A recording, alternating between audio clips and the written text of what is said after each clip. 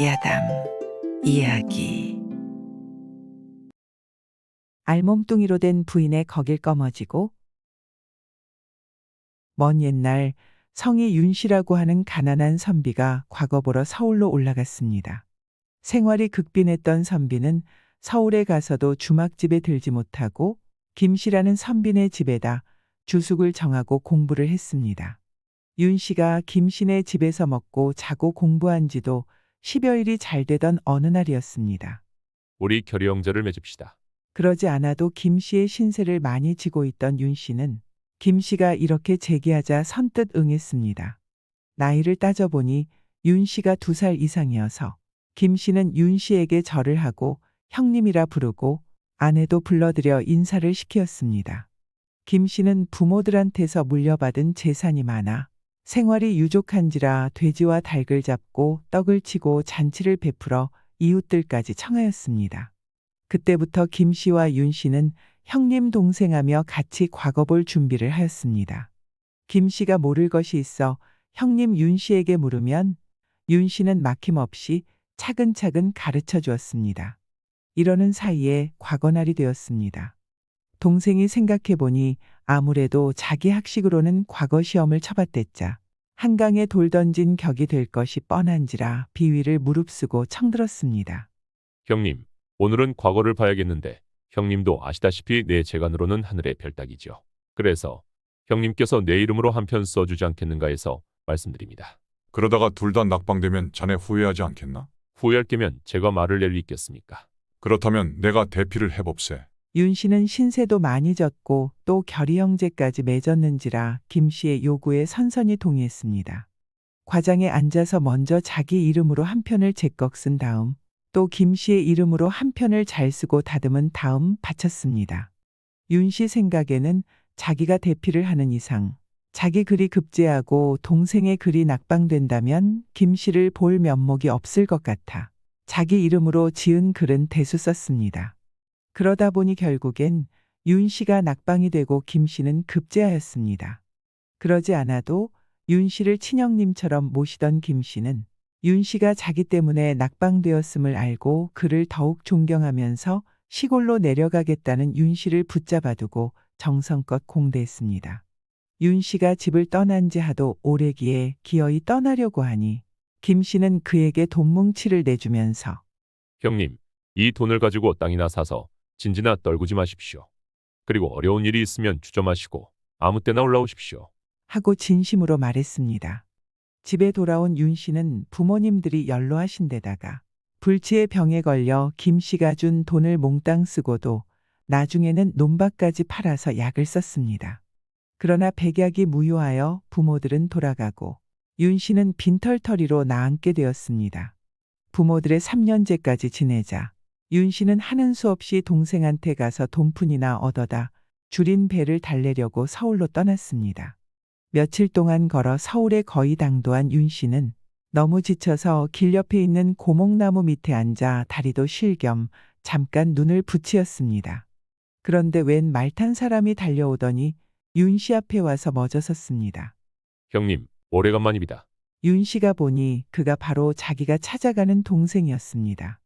그런데 그는 3년이 지난 사이에 아주 몰라보게 변했었습니다.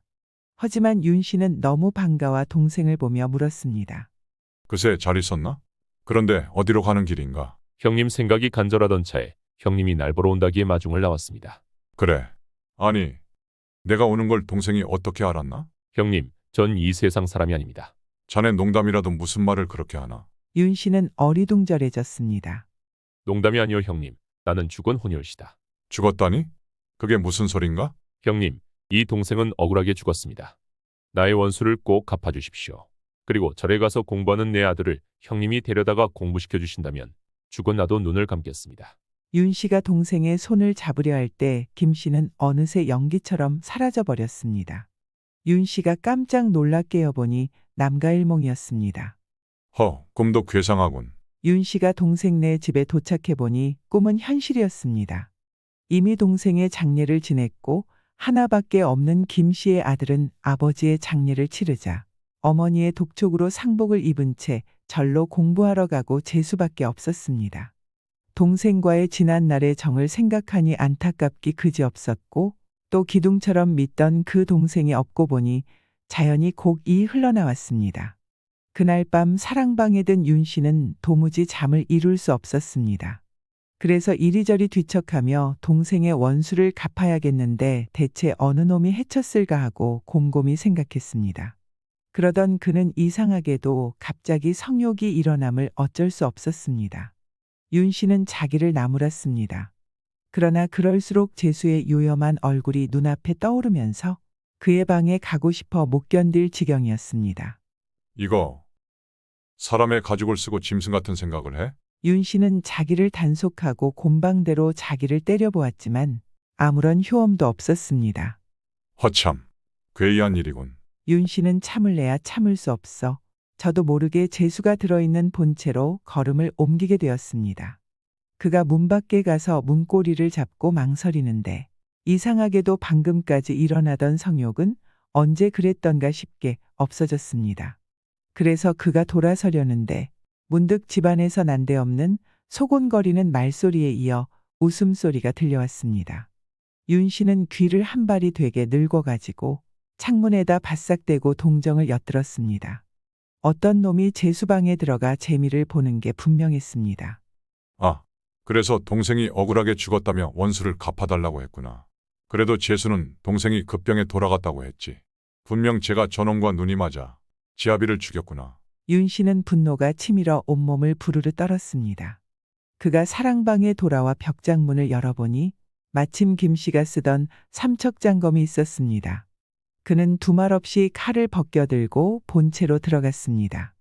들어가 보니 두 몸이 한 몸이 되고 네 다리가 제비꼬리가 되었는지라 이놈 칼을 받아라. 하고 고함을 지르며 위에 있는 놈의 머리를 베니 그 대가리가 말똥처럼 굴러떨어졌습니다. 윤 씨는 알몸뚱이로 된 재수의 머리를 꺼머잡고 장도 끝을 가슴팍에 들이댔습니다. 인연, 살겠거든 바른 대로 이실 찍고 하라. 지아비를 어째 죽였느냐? 혼이 절반은 나간 계집은 바들바들 떨면서 겨우 입을 열었습니다. 그의 말에 의하면 아들이 보고 싶어 그가 공부하는 절에 몇 번 갔다가 중놈과 눈이 맞았는데 그 중놈이 하루 밤중에 와서 술에 취한 남편을 죽였다는 것이었습니다. 녹이 충천한 윤 씨는 그년을 보고 인연, 내년이 꼬리를 치지 않았다면 중놈이 어찌 내 시래까지 들어올 수 있었겠느냐? 더구나 아들 낳고 살던 지아비의 시체가 식기도 전에 지아비를 죽인 철천지 원수놈을 끼고 희희락락거리니 내년이 어찌 살기를 바랄소냐. 하고 칼을 쿡 박아 후원 연목에다 던졌습니다. 그리고 나서 그는 중놈의 시체를 거적에다 둘둘 말 나무단 속에 묶어넣고 나무가리에다 세워놓은 후 집안을 깨끗이 청소하고 사랑방에 들어가 누웠습니다. 이튿날 해가 중천에 떠올랐는데도 김씨네 집 구세에서는 연기가 나지 않았습니다. 이웃들이 저 집에선 어쩌냐게 늦도록 곡소리가 나더니 오늘 아침엔 잠잠하네. 하며 그 집에 와보니 웬일인지 텅 비어 있었습니다. 그래서 어제 손님이 오더니 필경 눈이 맞아 붙어 자는 모양이라고 여기고 가만히 사랑방에 나가 엿보니 거기엔 손님 혼자뿐이었습니다. 그날 정오에야 사람들은 후원 연못에서 칼을 받고 죽은 여인의 시체를 건지었습니다. 남편을 장례 지낸 후에 사형이 오니 남편에 대한 생각이 간절하여 스스로 자결한 게로구나. 이웃들은 모두 이렇게 여기고 김씨 부인이야말로 열렬하고 자랑했습니다. 그러니 이 소문이 고을언님의 귀에 안 들어갈 리 없었습니다.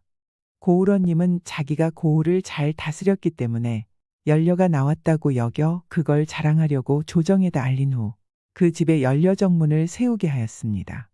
연려정문을 세우던 날 사람들은 절에 가서 공부하는 13살 난 김씨의 아들을 데려왔습니다.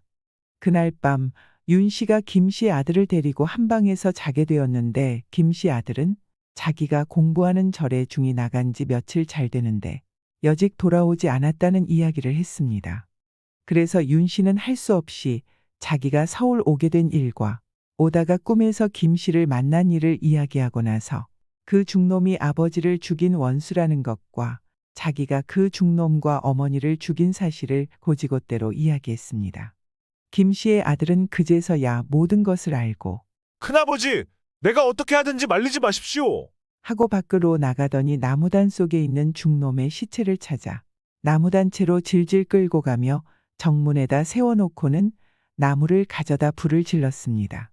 비열한 짓을 하고서도 혈려비를 다 받다니? 내가 년놈의 부끄러움을 없애줄 테니 그리 알아라. 이리하여 연려정문은 두 시체와 함께 불에 타버렸습니다. 이튿날 김씨 아들은 윤 씨를 따라 시골로 내려갔습니다. 그 후 그 아들은 학자인 윤 씨한테서 글을 배워 과거에 급제하고 한림 학사가 되었는데 윤 씨 부부를 잘 모신 데서 효자가 되어 효자정문을 세웠다고 합니다. 구독과 좋아요, 알람 설정은 사랑입니다.